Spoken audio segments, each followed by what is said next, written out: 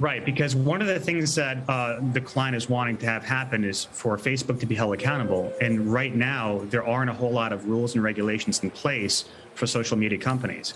Now, I think we all understand that Facebook or something like Facebook is always going to be around going forward. It's not going away. That's part of the new normal. And so what has to happen is Congress has to have the information, inside information effectively, so that way they know what the company knows and when they knew it. And also, they need to understand that the company knows that there are things in place that can be done to ensure that there is a safe experience on Facebook. Look, whether it's January 6th or genocide in Myanmar, Facebook has had an impact on those things because it is the vehicle by which misinformation is spread globally. So in order for that to be contained, governments need to know what Facebook can do because Facebook knows what tools it has at its disposal, and they're not using it. One thing that I think has been central in the discussion over the last 24 hours, Andrew, is that Facebook says some of the reports that your client has leaked have been taken out of context, or at least not been shown in full context. Do you think it's possible or fair to say that while some of these reports have suggested internally to executives at Facebook that perhaps their platform is doing harm, that they may be in possession of many other reports that say otherwise, and that they may legitimately have concluded internally that the net effect is they do far more good than they do bad, even if a few single reports that your client has leaked suggest that they do more bad than good? Well, first, I would defer to the documents that we have first, and that the government has, and that Congress has, okay?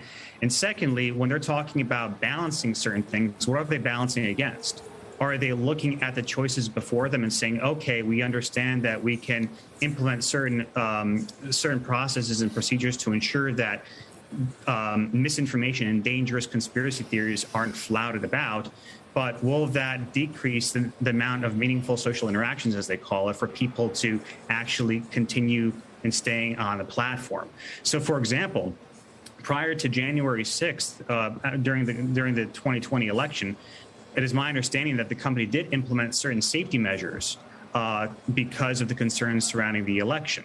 However, once the election concluded, they rolled back a large number of those safety mechanisms. And what do you have? You have something like January 6th. So, I do believe that Facebook is a significant contributor to what is going on, and they could do more. Andrew, just wanted to clarify the position on the SEC cases that you guys have been brought forward. You're alleging that they put profits before safety, but Facebook is a for-profit company, and the SEC's job is to protect shareholders who are very happy, I would think, with Facebook over the years, which continues to survive and surmount all of these scandals, grow its users, its engagements, and its profits, and its shareholder returns. So why go to the SEC? Well, because Facebook touches so many different things globally, it touches individuals on a personal level. Like we've probably seen the article in the Wall Street Journal about how it's adversely impacted teenagers.